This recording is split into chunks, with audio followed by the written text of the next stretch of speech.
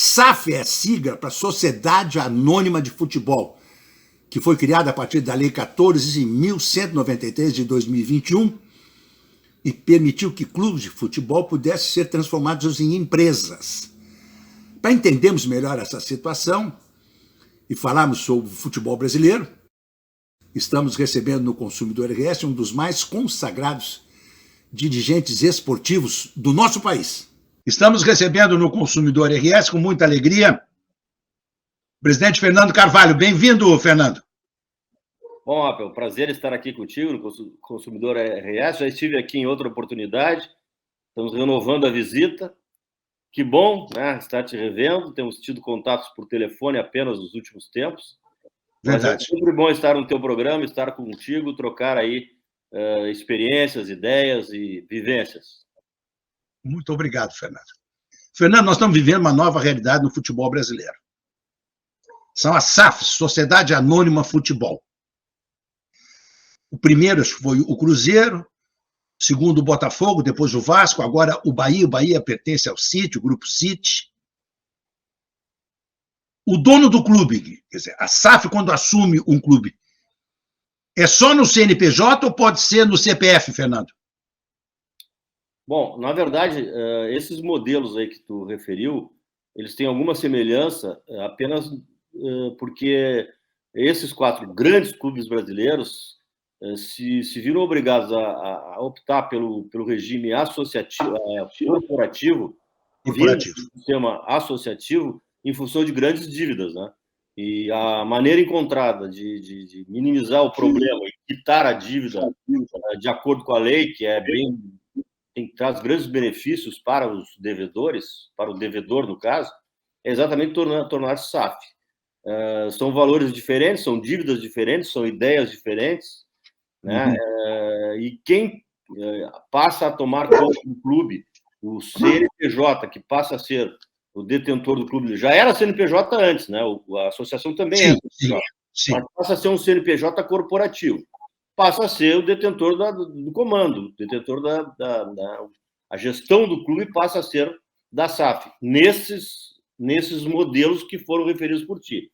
Existem outros modelos que estão sendo criados, por exemplo, o América Mineiro, o Curitiba, que ainda está em discussão, o Fortaleza também, que está em discussão, onde a SAF será gerida pelo clube. O representante da SAF majoritário será o clube, ele terá a maioria do capital social da SA e ele, então, será o gestor do clube. É claro que, nesse caso, normalmente existem amarras para os investidores, o poder de veto maior do que um acionista minoritário, para que haja um certo equilíbrio nas decisões.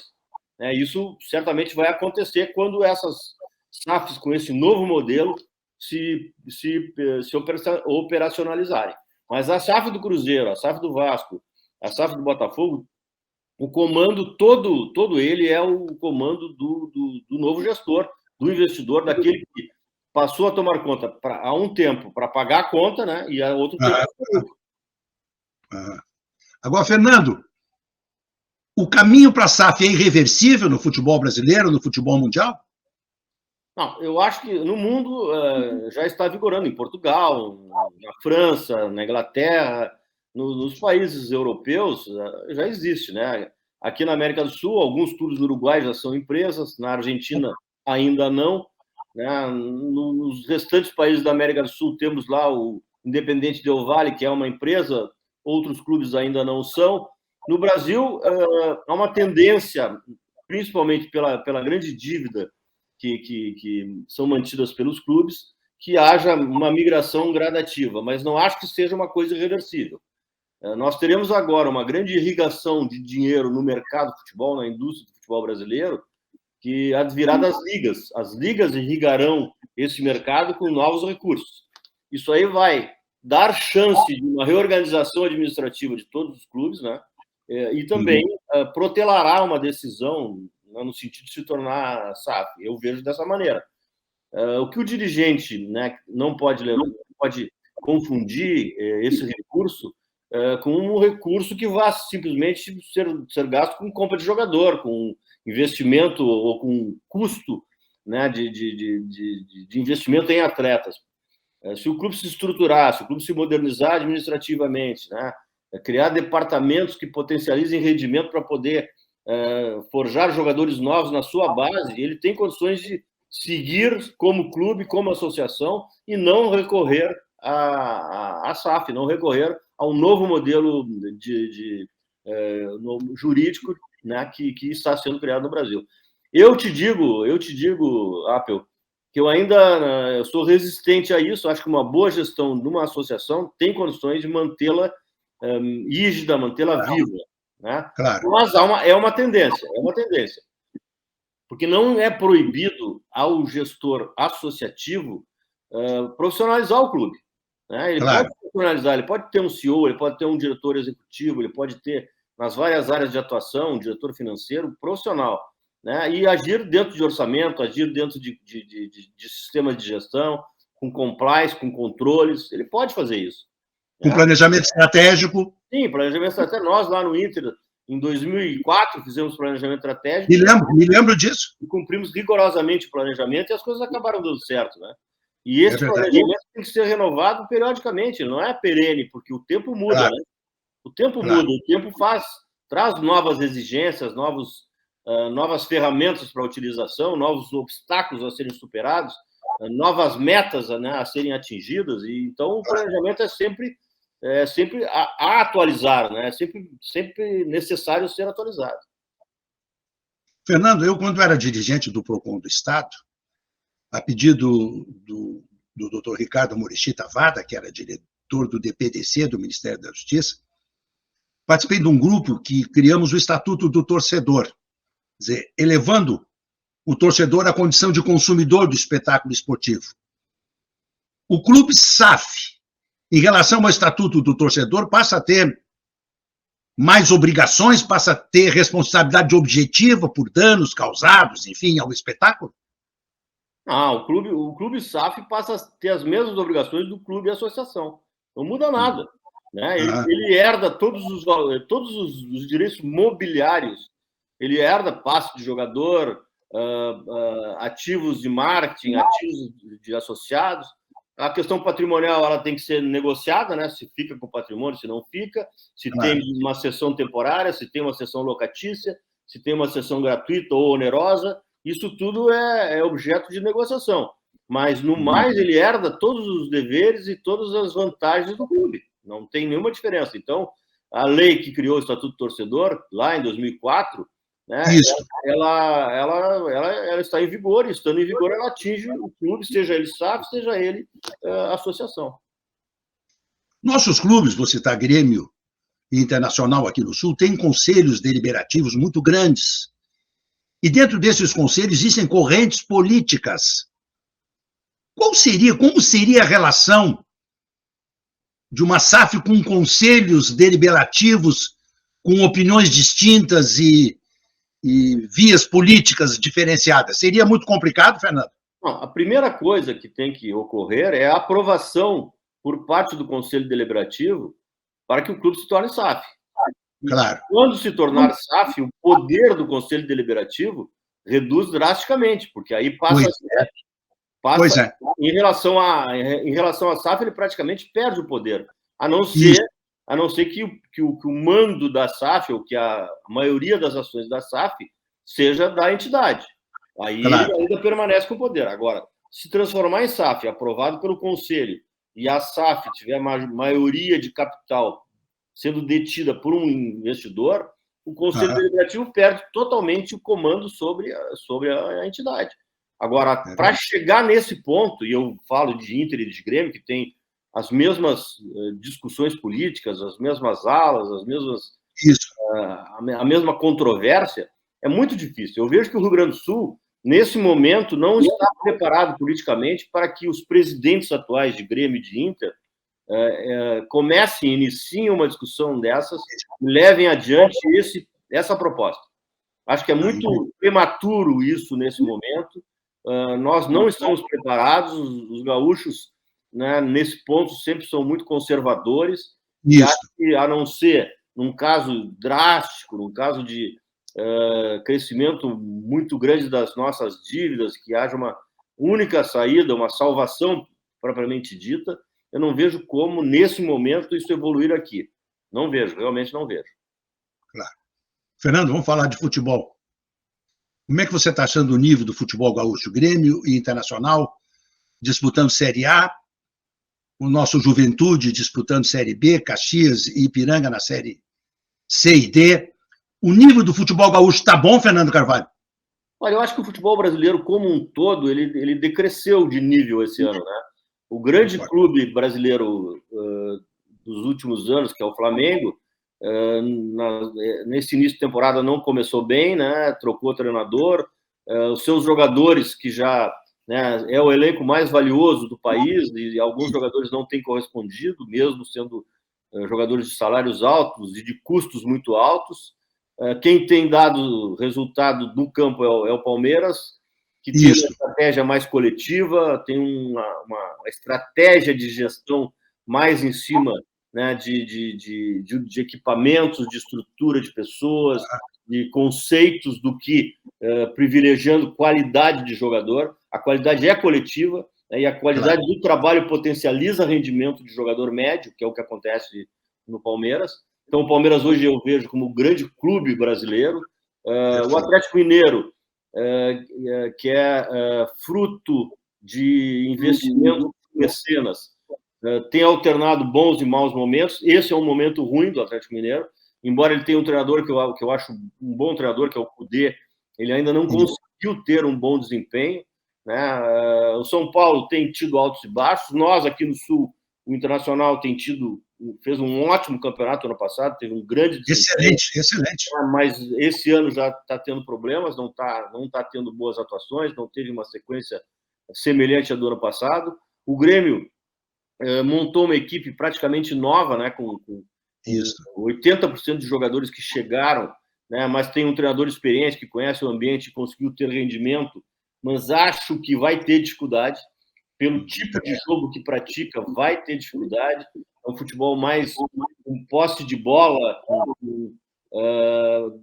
futebol dominante. Acho que o Grêmio não tem os jogadores com essa condição de sustentar um futebol desse jeito. Então vai ter dificuldade, vai enfrentar times que terão, vamos dizer assim, mais força, mais velocidade, mais intensidade.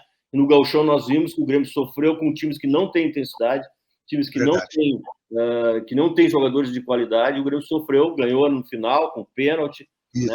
Não foi uma vitória tranquila, embora fosse justa. Os outros clubes, né, que nós temos aí, Curitiba vai virar SAF, pode ser que tenha uma melhora. Bragantino, eu vejo que o Palmeiras continua predominando, e os demais, todos eles têm. O Flamengo, claro, né, se contratar um treinador que consiga remobilizar o grupo e fazer com que o rendimento retorne ao que foi no passado, quando conquistou títulos. O Atlético Mineiro, que tem um bom treinador, tem um bom grupo, e tem que se realinhar, se rearticular, né, encontrar um caminho também. É um time que tem chance de sair bem. Aí tu tem o Vasco da Gama, que claudica, tem o Botafogo, que claudica, né? Enfim, tirando esses três referidos, os outros todos são candidatos a alguma coisa, mas sem a certeza de que terão bom desempenho. Vejo nas redes sociais muitos torcedores do Inter, até amigos meus, criticando o Internacional pelo desempenho esse ano, mas eu sempre lembro eles que eles perderam jogadores que seriam ou são titulares em qualquer time. O Patrick, o Edenilson e o Yuri Alberto. Não te parece que o Internacional está mais fraco esse ano que em relação ao ano passado, e que não é justo cobranças do nível que está recebendo, Fernando? Não, o Yuri Alberto já tinha saído ano passado, quando teve aquele bom desempenho, né? O Patrick também já havia saído. O Edenilson, eu não gostei que tivesse saído. Eu acho que o Edenilson deveria ter sido protegido. Que é um jogador que foi considerado culpado por uma sucessão de derrotas às quais ele não contribuiu. Ele contribuiu dentro do todo, mas não isoladamente. Eu acho que foi um equívoco, né, a saída do Edenilson, porque ele, se estivesse aqui, seria titular, ou no mínimo seria uma reposição adequada para um eventual titular, né? O Yuri Alberto é um grande jogador, eu reputo um grande centroavante brasileiro, mas a venda do Yuri Alberto foi a maior venda da história do clube, né? Então foi bem feita, foi feita na hora certa e trouxe recursos que deram chance do Internacional no ano passado ter aquele desempenho, pagando os compromissos e investindo no futebol. Então não acho que tenha sido uma atitude equivocada a venda dele. Claro. E o Patrick também estava, né, em função das críticas, em função de ter sido responsabilizado, ele acabou, né, sendo preterido, embora eu acho que ele pudesse ter ficado, e acho que seria muito útil. Né, muito útil, é um jogador que eu reputo muito útil, né, em qualquer equipe, tanto que está jogando no Atlético Mineiro, que é recheado de grandes jogadores. É verdade. Fernando Carvalho, você é professor da CBF, é consultor em vários clubes. Vamos falar um pouquinho de seleção brasileira. Nós estamos sem treinador na seleção brasileira. E as eliminatórias, vamos ter as eliminatórias da Copa do Mundo agora. No Rio de Janeiro surge aí o Sérgio Guimarães, muito meu amigo, uma conversa lá que o Fernando Diniz seria o treinador ideal para a seleção brasileira. Você é a favor de treinador brasileiro para a seleção? Ou poderia ser um estrangeiro, na tua opinião, Fernando? Olha, eu sou a favor de treinador bom e atualizado que conheça o Brasil. Né? É isso aí. Essa é a minha posição. Não sou contra estrangeiro, nem a favor de estrangeiro. Eu sou a favor de treinador que seja estratégico, que conheça o futebol brasileiro, que conheça o futebol mundial. Né? Eu, por exemplo, se fosse diretor da CBF, eu manteria o Tite. A primeira coisa. Eu manteria o Tite? Manteria o Tite. Não tenho nenhuma dúvida que o Tite cometeu erros, mas erros que ele mesmo poderia, né, corrigir numa sequência de trabalho.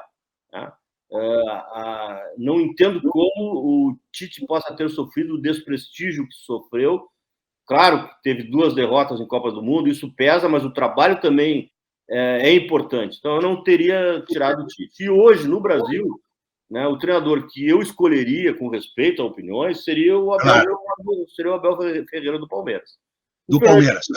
O Fernando Diniz é um bom treinador, mas assim, nesse momento, o momento dele é excelente, mas acho que ele precisa ainda uma sequência maior de bons momentos, porque ele vem há 10 anos sendo treinador, né, não tem tido sucesso. O primeiro título da carreira dele é esse, que ele conquistou agora com o Fluminense. Né, ele tinha alguns defeitos, a meu juízo, como treinador, aquela história de sair jogando de trás, perdia a bola próximo do gol, próximo da defesa, os seus times eram vulneráveis, aquela mutação que ele fazia acabava organizando o seu grupo. Hoje ele conseguiu se tornar mais organizado, conseguiu ser mais compacto defensivamente. Reputo isso muito em condição de alguns jogadores, como, por exemplo, o André, volante do Fluminense, que para mim é um grande... Impressionante como joga, né? E foi o atleta que deu a estabilidade que o Fernando Diniz precisava para o seu esquema, né? Ele realmente tem evoluído muito, mas acho que nesse momento não seria ainda a hora para ele. Treinador estrangeiro, o treinador estrangeiro comentado, que é o Ancelotti, que é um extraordinário treinador. Agora, nós não podemos fugir da cultura brasileira. Né? A cultura brasileira, ela impõe, principalmente pelos pensadores cariocas e alguns pensadores paulistas, ela impõe um futebol vistoso. E o futebol do Ancelotti não é vistoso. O futebol do Ancelotti é competitivo. Ele joga pelo resultado. Ele é um treinador resultadista. Se ele precisar jogar feio, ele joga feio para ganhar. E o Brasil não aceita isso. Tanto que nós temos, historicamente, uma seleção que saiu fora nas semifinais, nas quartas de finais, que foi a seleção brasileira de 82, que é mais elogiada que a seleção que ganhou o título em 94. Porque a seleção de 94 jogava pelo resultado. Né? A seleção do Parreira era uma seleção pragmática. Então, eu vejo que o Abel Ferreira, né, por ter conquistado títulos, por ter um tipo de futebol que a um tempo pode ser ofensivo e a outro tempo pode ser defensivo, né, ele tem condições de dar resultado. O Fernando Diniz tem um futebol vistoso, tem um futebol que encanta, tem um futebol que a maioria dos pensadores gosta. Porém, ele correrá riscos se ele mantiver esse tipo de futebol na seleção brasileira e poderá ser uma frustração. Acho que o tempo dele até vai chegar, mas acho que não seria agora. Para a gente encaminhar o final da nossa entrevista, como é que está o nível da arbitragem no futebol brasileiro? Agora começa esse Brasileirão, 20 clubes, uma espada na cabeça. 20% desses clubes vão cair para a Série B. Eu acho um absurdo isso. nível da arbitragem no futebol brasileiro, Fernando? Olha, a arbitragem brasileira, mesmo com o advento do VAR, ela tem alternado bons e maus árbitros, né?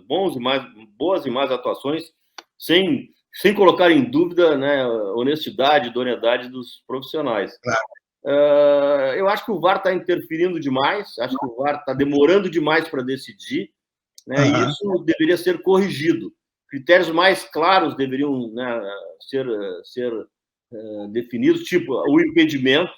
Tem impedimentos de 1 centímetro, impedimento de orelha, de nariz, que não tem fundamento, né, que não tem cabimento. Acho que isso aí deveria ser disciplinado de uma maneira em favor do gol. O gol tem que ser priorizado, né? Quando a dúvida é intensa, é grande, acho que tem que ser confirmado o gol. A questão da bola na mão também. Cada árbitro tem um critério, vamos estabelecer um critério, né? Qual é o critério? Bateu na mão é mão, ou, senão um dia é intenção, outro dia não é intenção, um dia está no apoio, outro dia não está apoiado, outro dia bate na perna para depois bater na mão, outro dia bate no adversário, outro dia ele cabeceia na mão. Não, cada um tem uma explicação. E os comentaristas também dão uma explicação, cada um deles diferente do outro. Então, eu quero só unificar para a gente ter certeza quando a decisão for tomada. Não, concordo totalmente com você. Realmente. E nós temos mais um problema. Nossos árbitros, nosso quadro de árbitros não é profissionalizado, né, Fernando? Eles ganham por serviço prestado. É ruim, né? Isso é um reclamo de 40 anos, né?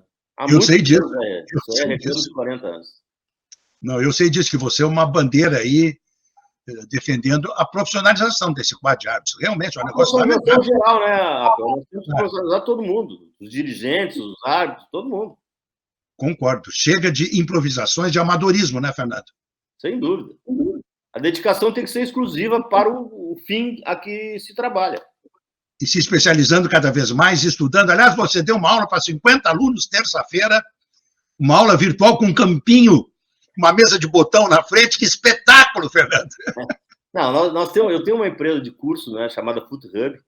Eu sei. Do Bittencourt, e o cenário, aquilo é apenas cenário, porque a aula era teórica, né? Era uma aula sobre gestão, e o campinho é só para chamar a atenção que a gente trata de futebol ali. Claro. Fernando Carvalho, que alegria poder falar contigo. Eu te desejo uma boa e abençoada semana. Você é sempre um papo muito agradável. Eu sempre digo, você, que é meu amigo, e também meu amigo falecido, o presidente Fábio Koff, são os maiores dirigentes da história do futebol gaúcho de todos os tempos.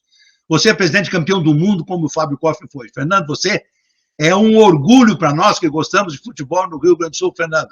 Bom, te agradeço muito, e ainda essa lembrança do grande amigo Fábio Koff, e a comparação com ele me deixa muito envaidecido, porque ele era um grande dirigente, uma grande pessoa, uma figura maravilhosa, com quem eu privei durante 15 anos, assim, quase diariamente, e tenho muita saudade. Querido Fernando, um abraço bem carinhoso, muito obrigado pela participação aqui conosco. Tudo de bom para você, felicidades, querido amigo. Sempre à disposição, sempre à disposição. Muito obrigado.